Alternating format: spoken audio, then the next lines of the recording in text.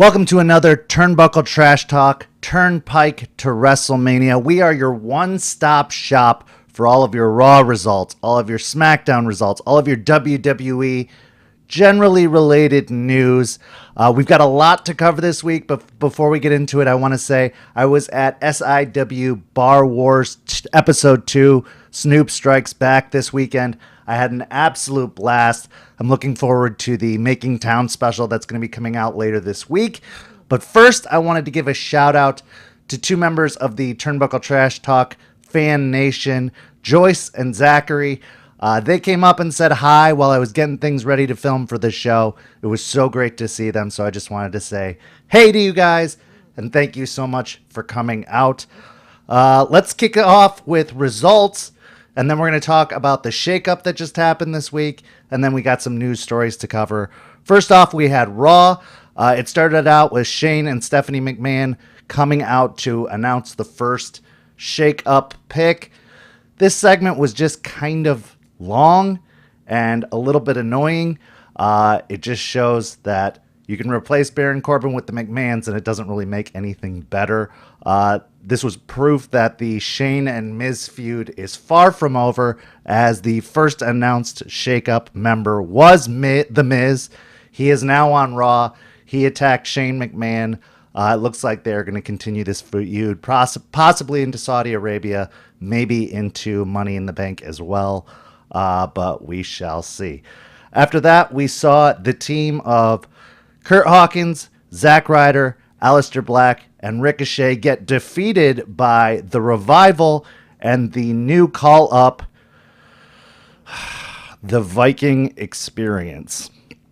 You may have known them formerly as the War Raiders or possibly War Machine, but Hanson and Rowe are now known as Ivar and Eric. The match was great, but overall, this was a disaster.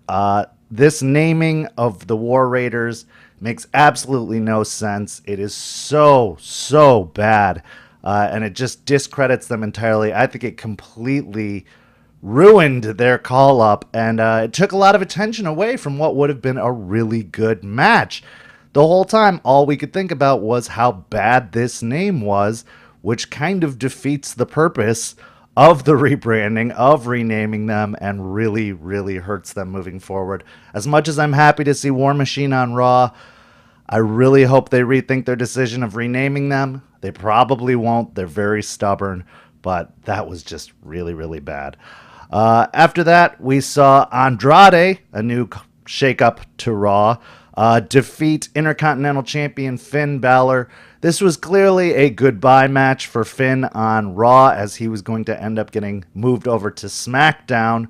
But I'm wondering what the plan is here. If they're going to have an Intercontinental Championship match, a cross-brand Intercontinental Championship match between Andrade and Finn, which will cause the Intercontinental Championship to stay on Raw, or if the U.S. Championship's coming to Raw. That's yet to kind of be determined, but we'll talk about that a little more in a bit. Overall, it was a great match. They're making Andrade look really strong, which he deserves to. He is a very great talent and deserves good competition and is suitable for the Raw brand. Zelina Vega obviously came with Andrade. This is kind of more evidence into what they're doing with married couples in WWE. They're kind of keeping them on the same brand. Since Aleister Black is now a staple of Raw, it made sense that Zelina would come over, therefore Andrade would come over as well. After that, we saw an Elias performance get interrupted by Rey Mysterio, another shakeup to Raw. It seems like wherever Andrade goes, Rey is going to go as well, because that's a pretty much solid feud whenever they need it, almost like a fallback that they can use for both of those talents if they need it. But unfortunately, after Rey ruined Elias's performance, Lars Sullivan came out to attack Rey Mysterio and leave him laying.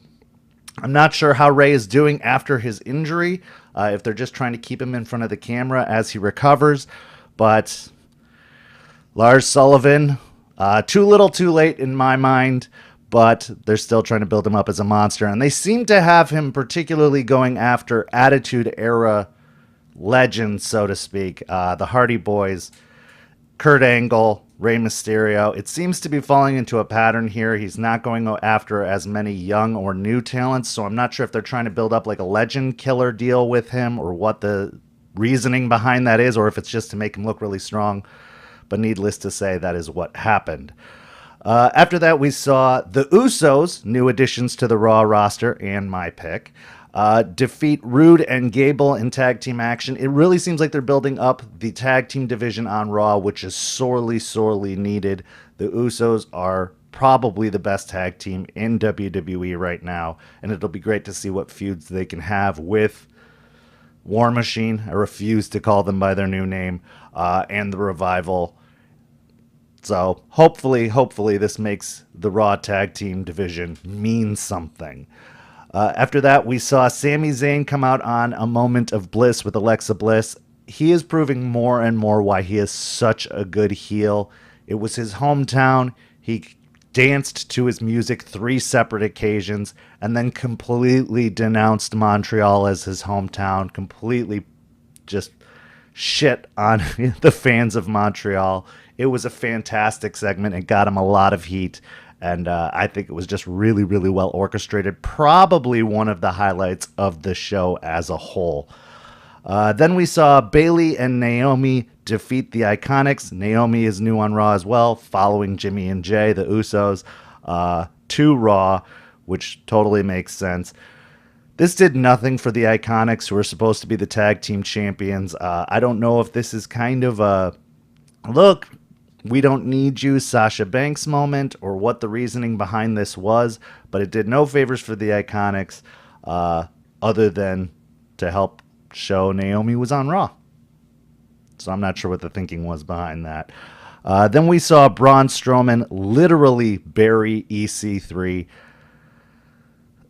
The move to WWE for EC3 has been nothing but bad for him. It has done him completely no favors, and it has just made him look really bad. I don't know if they're punishing him for saying that he wanted to shove it in their face while he was on Impact and trying to make Impact such a good brand, but we saw Braun Strowman chokeslam EC3 completely through the stage.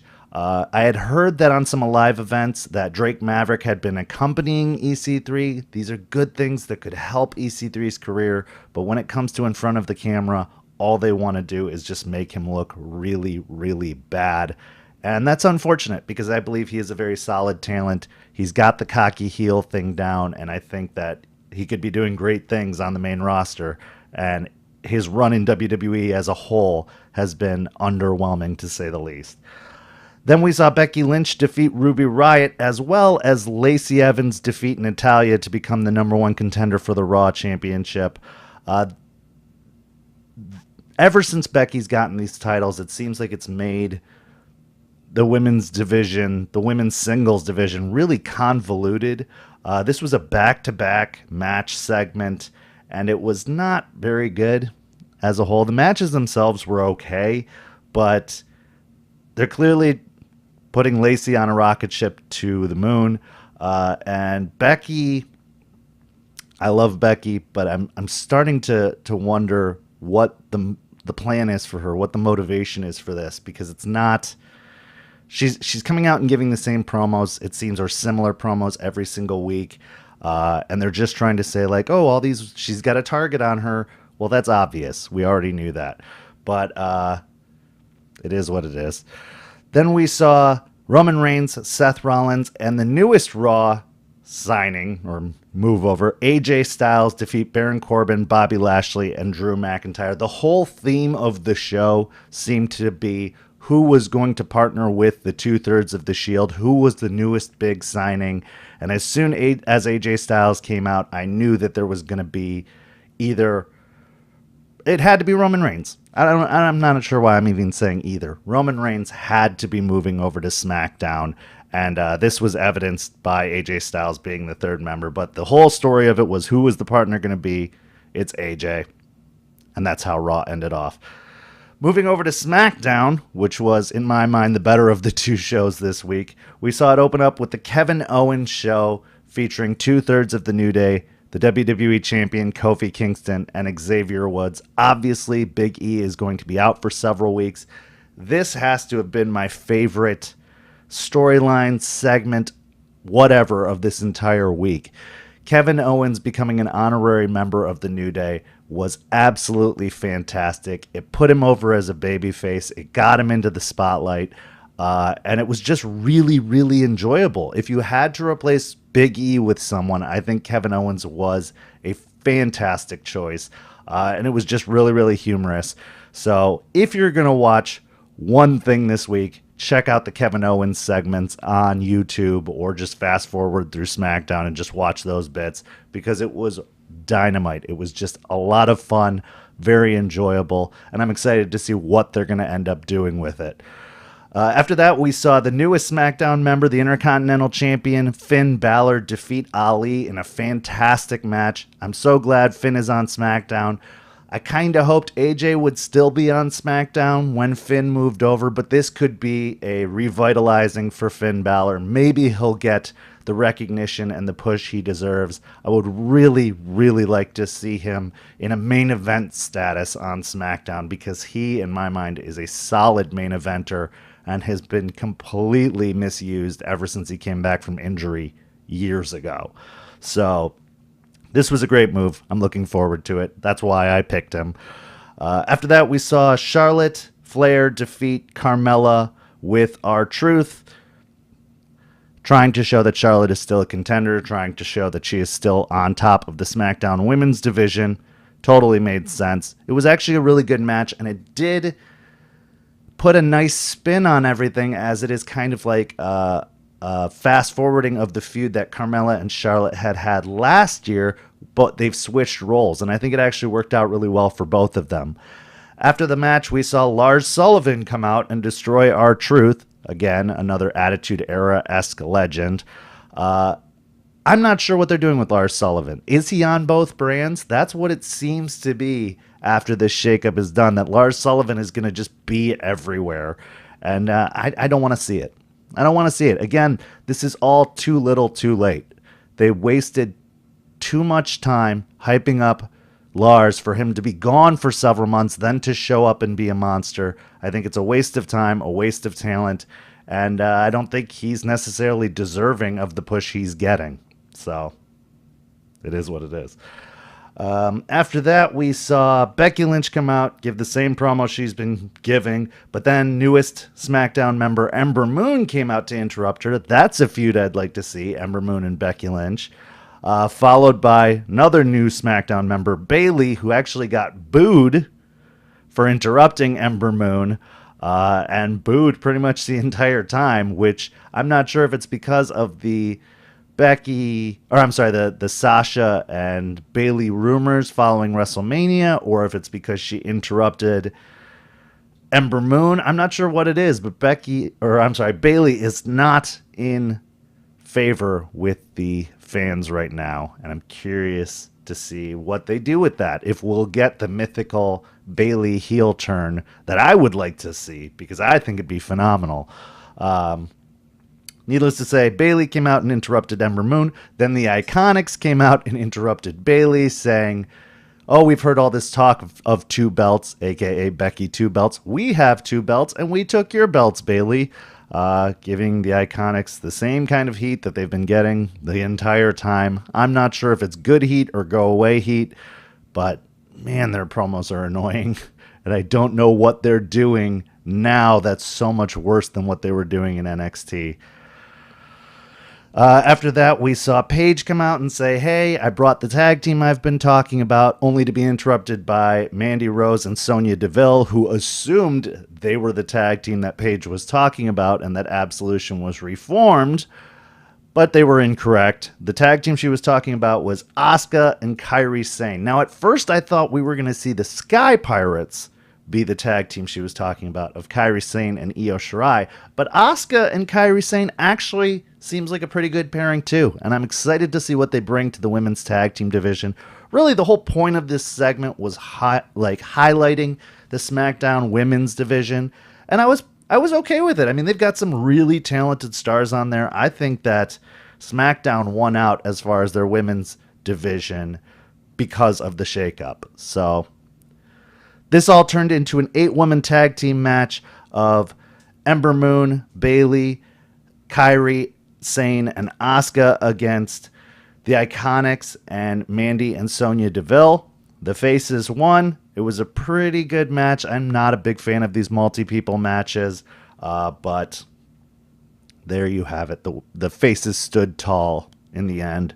Another loss for the Iconics, so I'm not sure how they're helping build them up here, but there you have it.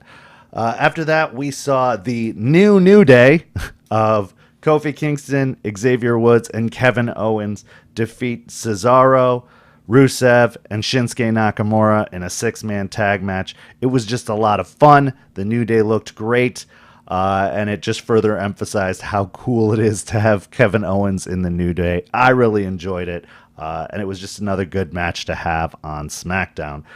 Then Vince McMahon came out to announce the most lucrative signee to SmackDown ever. There were two ways this could go. It could be someone new, or it could be Roman Reigns.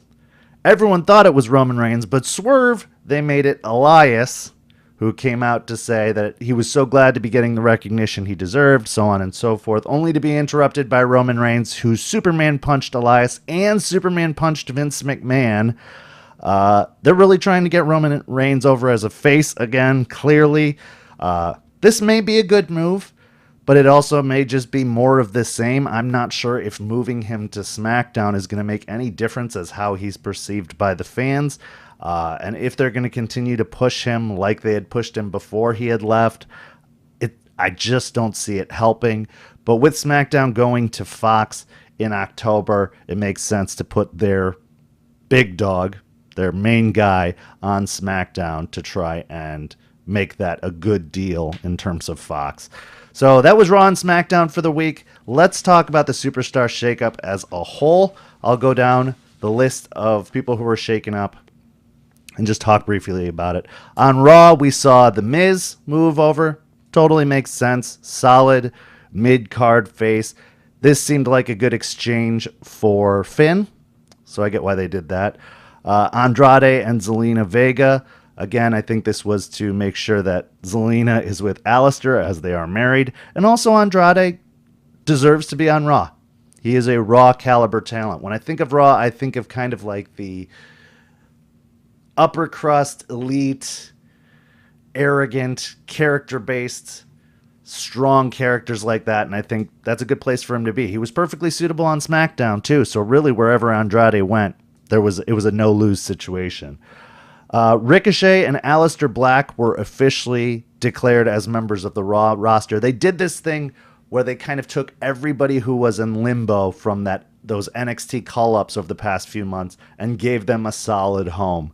So Aleister Black, Ricochet, now on Raw. I had wanted them to break up the team, but they seem pretty set on keeping them together to strengthen the Raw tag team division. I don't really have a problem with that. I just still think Aleister deserves his own kind of like singles thing, and Ricochet deserves his own singles thing.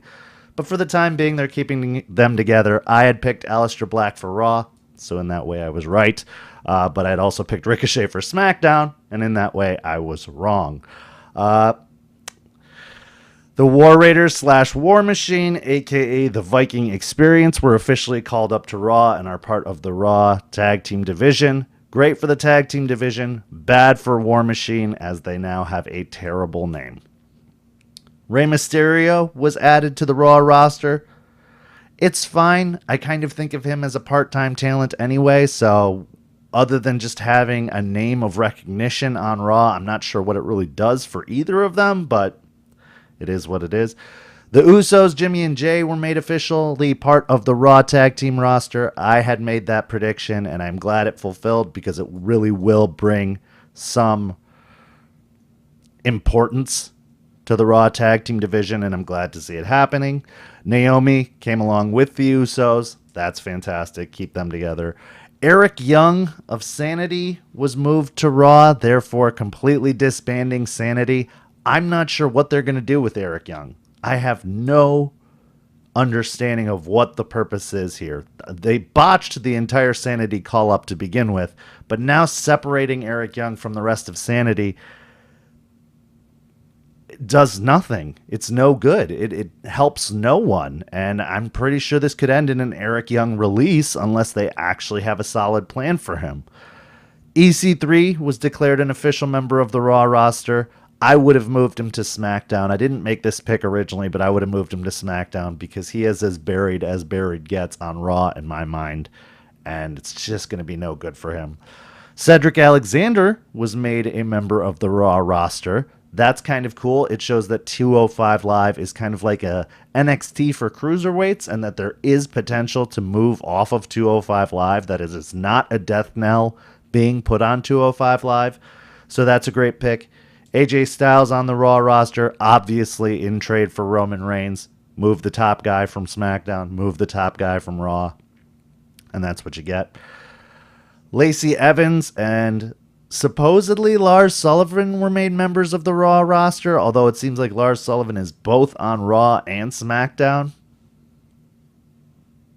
Kind of negating the need for brands, but that's what they did. Over on SmackDown, we saw Finn Balor move, my pick. Ember Moon move, my pick. Bayley and Kairi Sane officially made part of SmackDown, strengthening the SmackDown women's division, but kind of depriving the Raw women's division and separating Bayley and Sasha Banks. So it seems like they're trying to plan on going singles for both of them, which could be good for both of them in the long run. Buddy Murphy was made a part of the SmackDown roster, which is very cool. He had his run in 205 Live. He was Cruiserweight Champion. There was really nothing more for him to do there, so it'll be interesting to see what they do with him on SmackDown.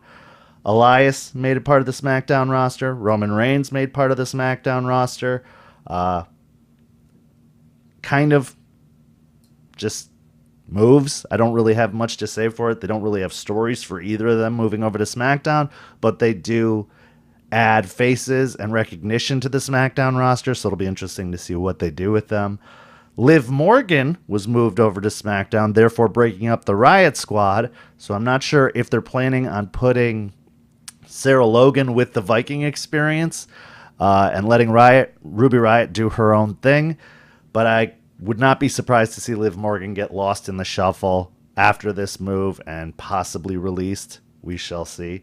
Chad Gable was made a member of SmackDown. That's great because if SmackDown's going to be more athletics focused, going over to Fox, he is a perfect person to have.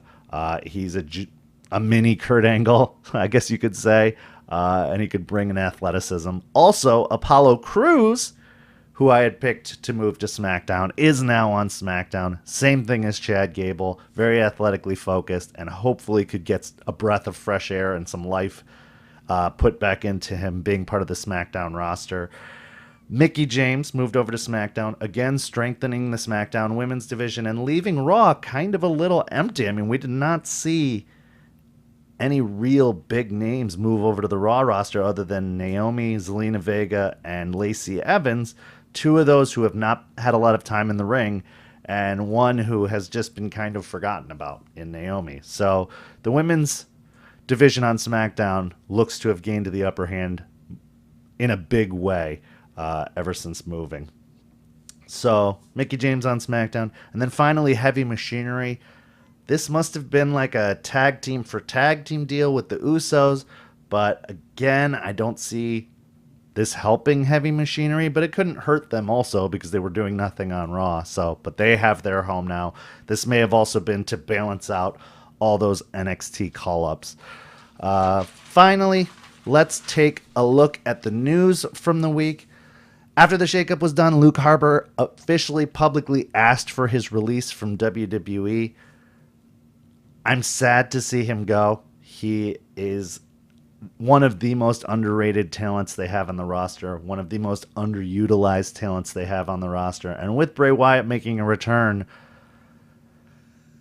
they could have used Luke more. I think Harper would have been a great addition to Daniel Bryan's kind of growing popularity as this green-focused star with Eric Rowan. I'm sad to see him go, but I know he's going to do really, really well wherever he does go.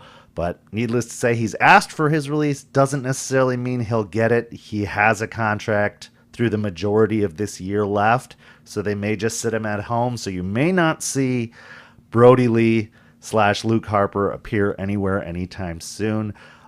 Once his contract does end, I wouldn't be surprised to see him go to a Ring of Honor or an AEW, but to be determined for now. Alexander Wolf said goodbye to WWE. I'm not sure if this means he's moving back to NXT. That's what the rumors are saying, or if he has also asked for his release. But that's kind of up in the air at the moment. I would like to see Alexander Wolf on like an NXT UK. I think that he was underdeveloped in NXT because he was part of Sanity. I don't think he got a lot of time to shine. That's not to say he needed it. That's not to say he couldn't be part of the main roster. But this gives him a chance to be repackaged and put out again as his own deal. So I'm not exactly sure what they're going to do with him. He also has a contract for a while left, but he did say publicly goodbye to WWE and that Sanity is dead. So what the plans are for Killian Dane and Alexander Wolf remain to be seen. Daniel Bryan was missing from TV after WrestleMania because of an undisclosed injury. The first thing my mind goes to is something having to do with a concussion or a head injury. I think that's what we all think in the back of our minds every single time Daniel Bryan is in a match is, what about his head? Hopefully he doesn't get hurt. So fingers crossed, it's nothing super, super bad, but he has been out and they are not saying why as of yet. I just really, really hope it's not something serious with his head. John Cena is in talks to be part of the Suicide Squad sequel. The rumors right now are that he would be playing the role of Peacemaker. I actually enjoyed the first Suicide Squad movie. I'm looking forward to a sequel, although it looks like some of the cast won't be there. Like, I don't believe Will Smith is to be a part of it as Deadshot, which, okay. But, yeah, we'll see. That's news, I suppose. Sasha Banks has been gone. She's been on vacation. The rumor is that WWE is giving her time to reconsider quitting. I also have a suspicion that it's all a work and that this was a vacation she had planned, that they had actually known that they were going to lose the tag team titles, and she was like, this is a great time to take some time off. And so she'd already had this vacation planned ahead of time. I don't see why WWE would foster to her so much and let her behave in this way unless they already knew it was coming. So in my own personal mind, I'm weighing in on the belief that it is a work and that this is just time off and that she'll be back. She'll be in Women's Money in the Bank, possibly even win it, be a contender against Becky. But yeah, for the time being, she's gone for an undetermined amount of time, and the rumors say that it is because WWE is trying to get her to reconsider. Sheamus suffered a concussion last week before the shakeup and has been out of action. That's just an injury report update, I suppose. There's nothing really newsworthy coming out of it, but that is why he was missing on SmackDown this week. Samoa Joe missed the shakeup because of illness. I had believed that if Finn was coming to SmackDown, it would make sense that Samoa Joe, as the U.S. champion, would go to Raw. I'm not sure if that's still in the plans. I'm not sure if they're going to have a cross-brand match to allow one of the titles to go back. There's even a possibility they may unify the titles. I don't know. So for the time being, Samoa Joe, it's not sure where he's going to end up. He could stay on SmackDown. He could also just go to Raw randomly. We'll find out, I suppose, this week or in the coming weeks. And then in sort of WWE-related news, non-news, CM Punk appeared at an MKE wrestling event. MKE is run by Silas Young. He appeared masked during a match, interrupted it, and gave a competitor the GTS. There is video of it online on Twitter, but it was confirmed by Silas Young, who runs the promotion, that it was CM Punk. So if CM Punk is just dabbling in wrestling, if he just decided to have a laugh and get in the ring and just give a GTS, I suppose, that's one thing. But that was interesting to see. I did watch the video. His GTS looks better than ever. So maybe CM Punk is returning to wrestling. I'm kind of excited, but also over the whole deal because of everything that went down with Colt Cabana in the court case. If CM Punk makes a return to wrestling, I hope it's as an older, more mature individual who does what he does. So that's all the news for the week. This has been the Turnpike to WrestleMania. Thank you guys so much for watching. If you've been listening in the audio realm, thank you so much. Make sure to subscribe to us on YouTube, Google Podcasts, iTunes, Podbean, SoundCloud. Listen to us on Spotify. There's so many ways to connect with Turnbuckle Trash Talk. We've got a great interview with Zach Romero coming up this Wednesday. I've also got some other interviews lined up over the next coming weeks, so look out for that. Make sure to like these posts. Make sure to share them. We really appreciate everything you guys do to help promote the show, and it does make a difference in the long run. So thank you guys so much for watching, and as always, this Turnpike is toll free.